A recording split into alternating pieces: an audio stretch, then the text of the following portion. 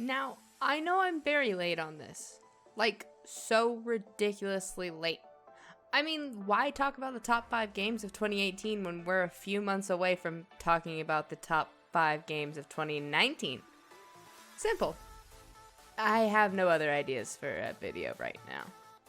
With 2018 being long over, we now get a chance to look back and reflect on all the amazing games that came out, and boy, there was a lot of them. From gold like Super Smash Bros. To, well, Fallout 76. There was plenty of games for gamers to choose from and enjoy the last year.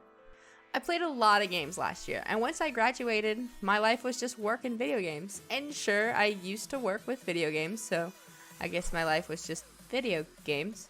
But that's not the point. In this video, I want to break down my personal top 5 games of 2018. A few things to keep in mind. This is a list of games that I've personally beat and enjoyed.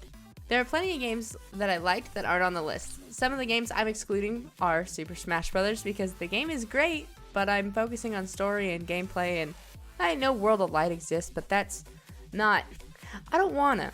I'm also not including Spider-Man because I have not finished it. Had to wait for John to finish it, and he hogged it. And I caught up on other games, specifically our Rank 5 game. I'm also not including one of my more played games of 2018, and it's time I finally let you guys know. I love Call of Duty. I played so much Black Ops 4, and I'm not going to include it because, well, it's Call of Duty. This game might be because I love the series, but I found Shadow of the Tomb Raider to be a super fun game that I found myself going back and playing more. It's a tradition that my best friend Appy and I play the Tomb Raider games together, so I basically had to privately stream it for Appy, and we had such a good time. The gameplay was really fun. Exploring the world was just something I found myself doing for several hours, which for me is pretty unique. I'm usually get the story, get done. And while I felt the story wasn't as good as the previous Tomb Raiders, specifically Rise of the Tomb Raider, I still really enjoyed being on an adventure with Lara Croft. The story did have me powering through it so I could figure out what happened, and then when I was done, I found myself going back to try it 100%, which I still need to do. When I bought the digital deluxe version of this game, on a whim, I thought I was going to regret it. But once I played with John, I found that I loved it. Monster Hunter World was a game that John and I played every day for several months, and I mean every day. I love this game. I often ask John if we can play again sometime. My favorite thing about this game is while it is overwhelming, if you can pick what you want to do, it narrows down the game and makes it so much less overwhelming. I mean, I guess that can be said about any game, but this was the first game where I really felt like I knew at all times what I wanted to be doing. The combat in this game was a blast. There are several different weapons that are so much fun to use. The multiplayer in this game is fun. John and I used to play with our friends all the time, and it was always so much fun getting together and fighting monsters. I might be biased to this game because the fact that I played it on the couch next to John for several months was really special, but I really do love this game. The combat, the options, all of that. I do recommend picking this game up if you have the chance, especially as I said earlier, they did just release Iceborne. It is $40. I have yet to pick it up, but I am very excited to pick it up. I am a sucker for a good story and choices I can make. When Detroit Become Human came out, I knew I was going to love it. Seeing as Heavy Rain and Beyond Two Souls are games with incredible stories, I knew that when Quantic Dream announced this game, it was going to be an absolute banger. This game made you think. You picked one thing, but you needed to know what would have happened if you had picked the other thing. At the end of every chapter, it would show you a branch of all the paths you could take, and the number of options were just ridiculous. I found most of the stories compelling for me, but Connor's was hands down my favorite. Every time it was time for Connor's story, I found myself so excited. It also seemed like I had to watch Connor die again, and again, and again. Even though Connor was my favorite, Marcus and Kara had interesting enough stories with so many different outcomes. I remember talking to my old boss about Kara's story, and I did one thing, and she had done a completely different thing I didn't even know was an option. Every playthrough of this game is different because it is heavily based on your choices. Once again, if you see this game, go and pick it up. While you're at it, pick up Heavy Rain too. 2018's God of War was my first introduction to Kratos as a character, besides the one time where I played God of War Chains of Olympus. And, I also tried to rent the second one from Blockbuster, but the game was way too scratched to play. Oh god, I'm old. In the 2018 relaunch of the series, I was worried that Kratos, being an old man with his young son following him around, I thought it was going to be like so many other games. Maybe like Resident Evil 4. Maybe like BioShock Infinite. But instead, Atreus was an extremely helpful character, and there was no babysitting involved.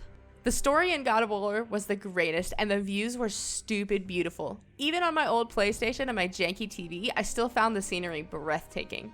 The combat in this game felt to me like every time I got hit by something, I knew why. It was punishing, but not punishing for no reason. Except the elves. Fuck the elves. Once I finished the story on this one, I found myself once again going around and trying to 100% this, which I still need to do. And I totally will do it, I promise. Again, if you have a PS4 and you haven't gotten to play this masterpiece, then do yourself a favor, pick it up and try it out. I promise you will love it. Now, this was tough. This spot was almost God of War's. In fact, it was up until a couple nights ago. It should be no secret that I love Assassin's Creed, but I can admit some of the Assassin's Creeds are, well, not good. Assassin's Creed Odyssey is one of the best Assassin's Creed games since Assassin's Creed 2. I love this game. I love this game so much, in fact, that I already have the 100% on Xbox Live. I actually went and did it. The gameplay of this game is so incredibly fun and so diverse. For instance, I was playing with my friend Boo and my friend Bird.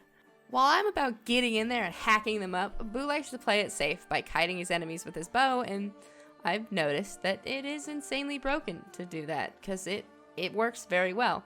But then there's Bird.